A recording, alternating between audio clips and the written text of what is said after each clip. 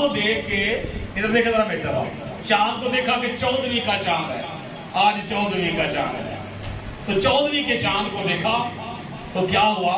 ایسے کیا، ہاتھ کو منہ کے ساتھ لگایا، ایسے کیا اور یہ چاند۔ اصل میں اس کے پیچھے ریزن کیا ہے؟ کیوں خداوند کے بندہ مقدس ایوب نبی نے اپنی راست بازی، اپنی پاکیزگی خدا کے سامنے رکھتے ہوئے اس چیز کا کیوں بیان کیا ہے؟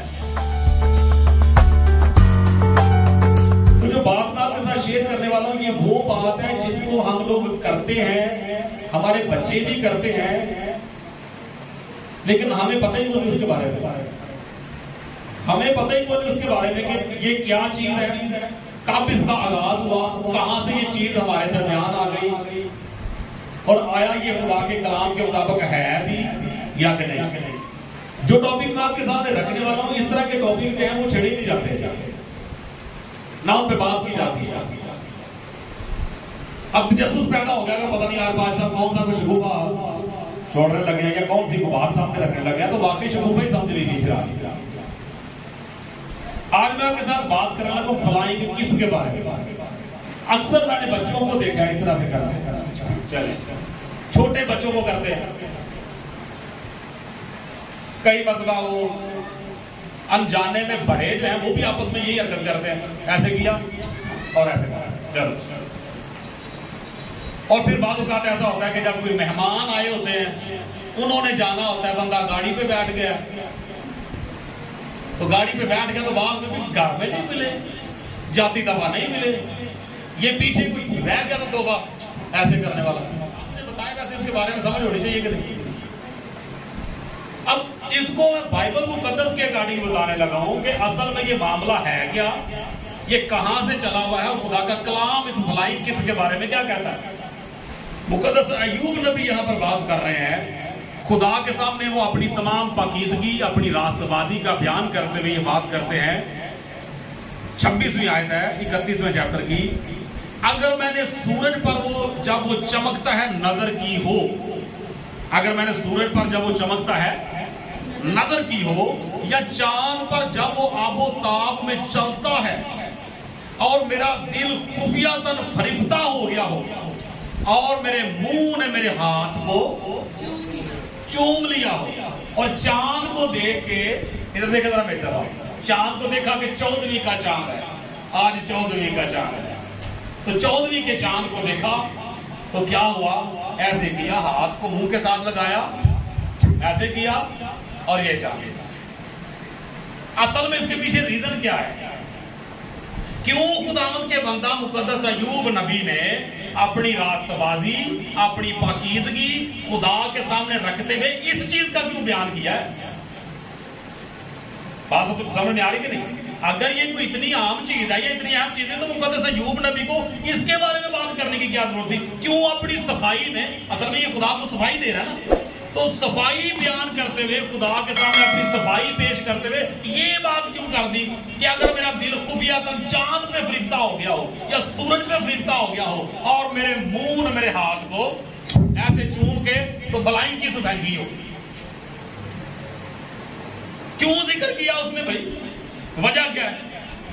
تو وجہ بھی میں بتاتا ہوں، لیکن آگے دیکھیں کہ مقدس ایوب نبی کیا کہتے ہیں اس کے بارے میں۔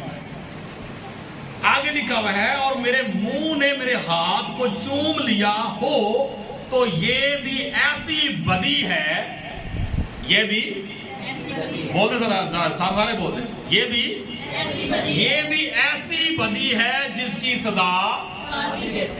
تو آپ کا کیا خیال ہے؟ یہ چھوٹی بات ہے؟ اپنے ہاتھ منہ، ہمارا منہ جو ہے وہ ایسے ہاتھ کو چومے اور کہے کیا بات ہے؟ بتا تو بولی نا اس کے بارے میں کہ یہ معاملہ کیا ہے۔ میں یہ بتانا چاہ رہا ہوں کہ اگر یہ اتنی معمولی سی بات ہے، اتنی چھوٹی سی بات ہے، تو مقدس ایوب نبی خدا کے بندوں اپنی صفائی پیش کرتے ہوئے خدا کے سامنے یہ چیز کیوں رکھ رہا ہے کہ اگر میں کہیں میرا دل جو ہے وہ چاند پہ فریفتہ ہو گیا ہو، سورج پہ فریفتہ ہو گیا ہو، اور میں نے فلائنگ کس بھیجی ہو، تو خدایا تو مجھے اس معاملے میں بھی معاف کرنا، کیونکہ یہ ایسی ایک بدی ہے جس کی سزا قاضی دیتے ہیں۔ اور پھر آگے دیکھیں، یہیں تک بات نہیں کی، آگے بھی بات اس نے ایک اور بھی کی ہے، کیونکہ یوں میں نے خدا کا جو عالم بالا پر ہے، تجھے ذرا بول دے، یوں میں نے خدا کا جو عالم بالا پر ہے انکار کیا ہوتا، تو اس کا مطلب ہے کہ یہ فلائنگ کس کرنا جو ہے یہ کیا ہے، اس زندہ خدا کا جو کہ عالم بالا پر ہے اس کا انکار کرنا ہے۔ کسی پادری دسنا تو کیا بھی کوئی رولا ہوتا ہے۔ اب خداوند کے بندہ مقدس ایوب نبی نے تو اتنی بڑی باتیں کر دی ہیں۔ نمبر ایک کہ یہ وہ بدی ہے کہ جس کی سزا قاضی دیتے ہیں، اور اس سے بھی بڑی بات اس نے یہ کر دی ہے کہ اگر میں نے ایسا کیا ہے تو یہ اس کے مترادف ہے کہ جیسے میں نے خدا کا جو عالم بالا پر ہے انکار کر دیا کہ خدا کوئی ہے ہی نہیں۔ آپ اندازہ کیجئے، سوچنے والی بات نہیں ویسے کہ چاند کی طرف اپنے ہاتھ کو چوم کے تو ایسے فلائنگ کس کرنا یا بھیجنا یا سورج کی طرف بھیجنا، اس کے پیچھے کیا ایسی بات ہے کہ اتنی بڑی بات مقدس ایوب نے کر دی ہے؟ فلائنگ کس کرنا اور خدا کا انکار کرنا، ان کا آپس میں کیا جوڑ میل ہے بھائی؟ کلام خدا کے مطابق مختصر کرنے لگا بات میں، آپ خروج کی کتاب پڑھ لیجئے، آپ استثناء کی کتاب پڑھ لیجئے گا۔ خدا نے جب بنی اسرائیل قوم کو ملک مصر سے نکالا تو کئی مرتبہ خدا نے یہی تاکید کی کہ میں تمہیں نکال کے مصر سے تو غیر قوموں کے درمیان لے کے جا رہا ہوں، تو لہٰذا ان کے سے کام نہ کرنا اور نہ سیکھنا۔ اور پھر کلام خدا میں لکھا ہوا ہے کہ وہ تمام قومیں جو ہیں وہ اجرام افلاک کی، سورج چاند ستاروں کی پوجا کرتی ہیں۔ تو در حقیقت یہ غیر قوموں کا طریقہ کار تھا۔ وہ لوگ جو سورج اور چاند کو اپنا دیوی دیوتا یا اپنا خدا مانتے تھے، تو جس دن 14ویں کا چاند اپنی پوری آب و تاب پہ ہوتا تھا اس وقت وہ کیا کرتے تھے، اس کی پوجا کرتے تھے، اور اس کی پوجا میں جس طرح دیوی دیوتا سامنے ہوتے ہیں ان کی تو وہ قدم بوسی کر لیتے ہیں نا، ان کے پاؤں چومتے ہیں یا ہاتھ چومتے ہیں یا جیسے بھی۔ تو اب چاند کو چونکہ وہ اپنا دیوتا اپنا خدا مان رہے ہیں تو اب اس کو کیسے چومیں گے، اس کو کیسے چومیں گے؟ تو لہٰذا پھر وہاں پہ پہنچ تو نہیں سکتے، تو وہ کیا کرتے تھے کہ جب چاند پوری اپنی آب و تاب پہ ہوتا تھا تو چونکہ وہ اس کو خدا مانتے تھے، اس کو اپنا دیوتا مانتے تھے، تو لہٰذا وہ کرتے تھے یہاں سے ہاتھ اپنے منہ پہ لائے، ایسے گھس گیا اور چاند کی طرف فلائی کر لائے۔ کیا اب ہم نے کیا کیا ہے؟ اپنے اس دیوی دیوتا کو، اپنے خدا کو چوما ہے۔ تو اب آپ اندازہ کریں کہ آپ بات سمجھ میں آ رہی ہے کہ یہ جو مقدس ایوب نبی کہہ رہے ہیں کہ یوں میں نے خدا کا جو عالم بالا پر ہے انکار کیا ہوتا، کیسے؟ اب سمجھ رہے کیسے انکار ہو رہا ہے؟ چاند خدا کی مخلوق ہے یا خالق ہے؟ خدا کی مخلوق ہی ہے نا جناب فلک، خدا نے بنایا، ہم سب کو خدا نے بنایا، کائنات کا ذرہ ذرہ خدا نے بنایا۔ تو اب وہ لوگ کیا کرتے تھے؟ چاند کو اپنا کیا مان رہے ہیں؟ دیوتا مان رہے ہیں۔ چاند کو وہ اپنا خدا مان رہے ہیں، چاند کو اپنا دیوتا مان رہے ہیں، اور چاند کی آب و تاب جب دیکھتے ہیں تو پھر وہ اس کو کرتے ہیں فلائنگ کس کرتے ہیں۔ کچھ لوگوں کو تو میں نے دیکھا ان کو ایک سے سکون نہیں آتا، وہ دونوں سے کرتے ہیں، ایسے کرتے ہیں۔ چلو، تو بائبل مقدس کیا کہہ رہی ہے کہ یہ وہ بدی ہے جس کی سزا قاضی دیتے ہیں۔ تو یہ وہ بوجھ ہے جو میرے اوپر تھا، اگر آج بھی میں اس کو نہ اتارتا، میسیج تو میں نے کوئی اور دینا تھا، لیکن ابھی بیٹھے بیٹھے بس جو کلک ہوا میں نے کہا چلے ٹائم آ گیا، شروع کرتے ہیں۔ تو یہ وہ بدی ہے جس کی سزا قاضی دیتے ہیں، اور صرف یہی تک نہیں بلکہ ایسا کرنے سے خدا کا جو عالم بالا پر ہے بندہ انکار کرتا ہے۔ اب ہمارے موجودہ دور میں، ہمارے کلچر میں لوگوں کو یہ تو نہیں پتا کہ یہ فلائنگ کس چلی کہاں سے ہے، فلائنگ کس چلی کہاں سے ہے، کہاں سے یہ شروع ہوئی، کہاں سے یہ نکلا معاملہ، کیا اس کے پیچھے اس کی بیک گراؤنڈ کیا ہے۔ تو میرا خیال ہے کہ ہمیں تو پتہ چل گیا نا، ہمیں تو پتہ چل گیا نا۔ تو جن کو نہیں پتا وہ آج بھی، مطلب ہو سکتا ہے کہ ہم سب جتنے بیٹھے ہیں آج چونکہ نہیں تھا پتا، تو اس سے پہلے ہو سکتا ہے کہ ہم نے بھی کئی مرتبہ ایسا معاملہ کیا ہو، لیکن آج پتہ چل گیا نا، آج پتہ چل گیا نا کہ یہ فلائنگ کس کہاں سے چلی ہے اس کے پیچھے ریزن کیا ہے، اور خدا کا بندہ ایوب جو ہے وہ اس کے بارے میں کس طرح سے بیان کرتا ہے، اور کتنی بڑی بات وہ کرتا ہے کہ یہ وہ بدی ہے کہ جس کی سزا قاضی دیتے ہیں، اور اگر کوئی ایسا کرتا ہے تو وہ سیدھا سیدھا خدا کا جو عالم بالا پر ہے انکار کر دیتا ہے۔ تو میرا خیال ہے کہ ہم خدا سے پیار کرنے والے لوگ ہیں، ایک چھوٹی سی حرکت اگر یہ شو کر رہی ہے کہ ہم اپنے مالک کا انکار کر رہے ہیں، تو میرا خیال ہے کہ ہمیں خود بھی اور اپنے بچوں کو بھی یہ بات سکھانی نہیں چاہیے کہ بھئی یہ کام نہیں کرنا تا زندگی۔ بات سمجھ میں آگے سب کو کہ یہ والی جو حرکت ہے نا ایسے کر کے، تو کسی کو بھی، کسی بچے کو کرنا یا کسی بڑے کو کرنا یا کسی کو سی آف کرتے ہوئے کرنا یا آتے وقت کرنا یا گلے ملتے وقت کرنا یا کچھ بھی معاملہ ہے، یہ والا کام نہیں کرنا۔ کیوں نہیں کرنا؟ اگر کوئی پوچھے تو پھر،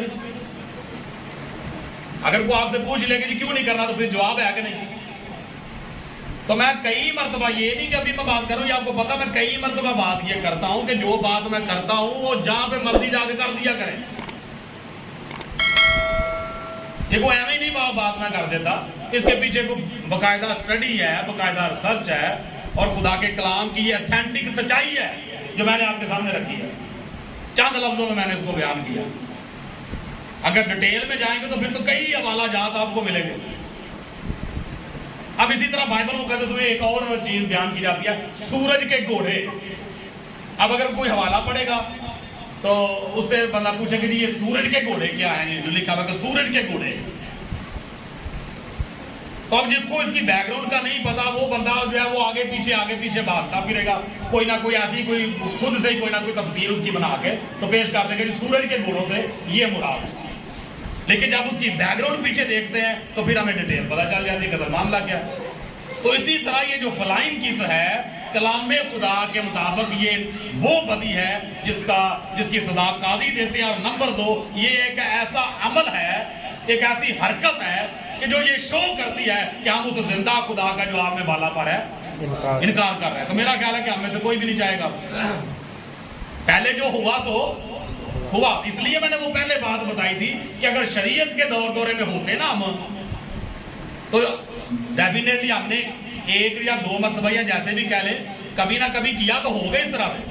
تو شریعت کے دورے میں اگر ہوتے تو سمجھ لیجئے کہ آج پتہ چل گیا تو پکڑے گئے پھر سارے۔ لیکن خداوند یسوع مسیح نے ہماری اس سے جان چھڑوا دی کہ ہمیں پتہ چل گیا تو چلے ٹھیک ہے، ہم چپ کر کے کیا کریں، خدا سے ہاتھ جوڑ کے معافی مانگ لے کہ خدایا انجانے میں ہمارے سے یہ معاملہ ہوتا رہا ہے، لیکن آج جو کچھ خدا کے خادم سے، تیرے خادم سے ہم نے سنا ہے تیرے پاک کلام کے مطابق، تو من گڑت کہانی تو میں سنا نہیں رہا،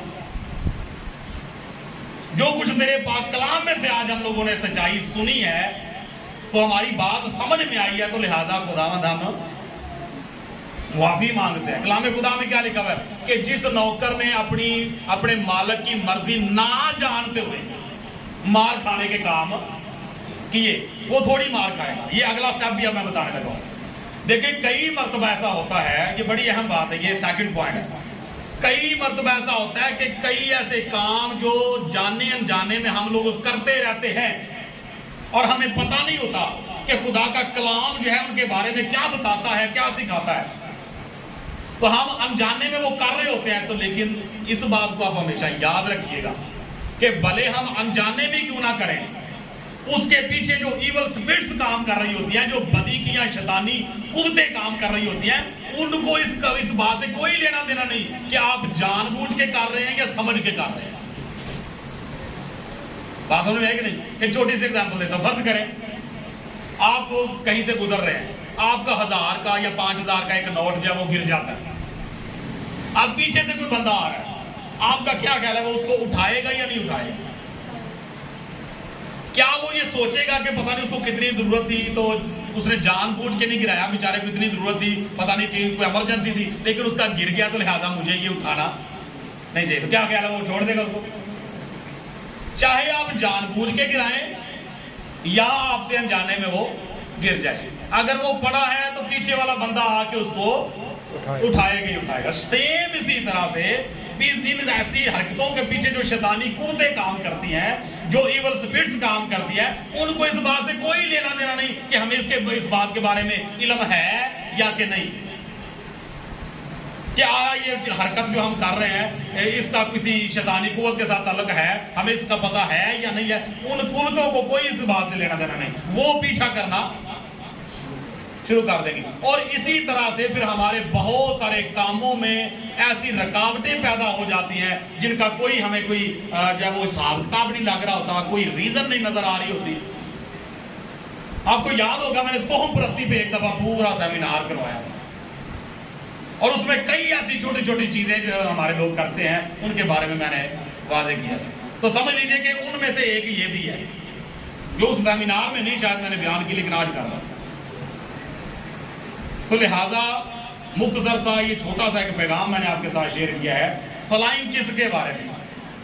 تو اب آپ نے اس پیغام کو اپنے تک ہی رکھنا ہے یا کسی اور تک بھی پہنچانا ہے؟ کیوں جی؟ دوسروں تک آپ نے ضرور پہنچانا ہے، اور یوٹیوب پہ چونکہ اس نے چلنا ہے، اس کو ایڈٹ کر کے تو اپلوڈ کرنا ہی کرنا ہے۔ تو جتنے سبسکرائبر ہیں ان سے بھی میری گزارش ہے کہ اس بات کو کائنڈلی آپ دوسروں تک ضرور پہنچائیے گا، اس میسج کو آپ ضرور شیئر کیجئے، چاہے آپ واٹس ایپ پہ کریں، چاہے آپ فیس بک گروپس میں کریں، یا جیسے بھی کریں، اس کو آپ ضرور شیئر کریں تاکہ بہت سے لوگوں کے دلوں کے خیالات جو ہیں وہ کھل جائیں، اور ان کو پتہ چلے کہ جانے انجانے میں یہ جو ہم حرکت کر رہے ہیں، نمبر ایک یہ وہ بدی ہے جس کی سزا قاضی دیتے ہیں، اور نمبر دو یہ وہ ایک عمل ہے کہ جس سے ہم عالم بالا پر جو ہمارا زندہ خدا ہے اس کا انکار کر دیتے ہیں۔ تو کلام خدا میں زیادہ ٹائم نہیں لینا چاہ رہا، آپ استثناء کی کتاب پڑھ لیجئے گا، آپ خروج کی کتاب پڑھ لیجئے گا۔ شریعت میں کئی ایسے حوالہ جات آپ کو ملیں گے کہ جہاں پر اجرام فلک، سورج، چاند، ستاروں کی پوجا کرنے والے لوگوں کو پیش کیا جاتا تھا کہ جی یہ ہے اسرائیلی، ہے یہ اسرائیلی، لیکن پوجا کر رہا ہے چاند کی، پوجا کر رہا ہے سورج کی، پوجا کر رہا ہے ستاروں کی۔ تو پھر قاضی جو ہوتے تھے وہ ان کو سزا دیتے تھے۔ اور دوسری بات یہاں پر آگے لکھی ہے کہ یہ وہ ایک عمل ہے، یہ وہ حرکت ہے کہ جو شو کرتی ہے کہ ہم عالم بالا پر خدا کا انکار کر رہے ہیں۔ تو میرا ایمان ہے کہ یہ بات یہاں تک رہنے والی نہیں ہے۔ تو کائنڈلی آپ نے نا مجھے بتانا ہے بعد میں کہ کتنے لوگوں تک آپ نے یہ بات پہنچائی ہے، یہ آپ ضرور اپنے مائنڈ میں رکھیے گا اور مجھے بتائیے گا کہ سمجھ لیجیے کہ ٹارگٹ بنا لے کہ میں نے 10 یا 15 یا 20 لوگوں تک یہ بات پہنچانی۔ آپ اندازہ کیجئے کہ اگر آپ ایک بندے تک یا 3 لوگوں تک بھی یہ بات پہنچا دیں گے نا کہ یہ جو فلائنگ کس ہے یہ خدا کے کلام کا طریقہ نہیں ہے، ہمیں خود بھی اس کو سمجھنا ہے اور اپنے بچوں کو بھی سمجھانا ہے اور سکھانا ہے۔ تو اب آپ اندازہ کریں کہ 3 بندوں کو آپ بتاتے ہیں، 3 بندے آگے 3 کو بتاتے ہیں، تو پھر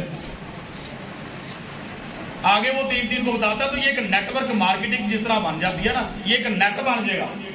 تو دنوں میں کیا ہوگا، یہ پیغام بہت سارے لوگوں تک پہنچ جائے گا۔ کلیئر ہے جی؟ تو میرا خیال ہے کہ اس سے زیادہ تیز ترین جو سورس ہے وہ سوشل میڈیا۔ تو جتنے سبسکرائبر ہیں، یہ جتنے لوگ بھی اس میسج کو سنیں، ان سب سے میری یہ گزارش ہے کہ آپ اس کو آگے ضرور فارورڈ کیجئے، شیئر کیجئے۔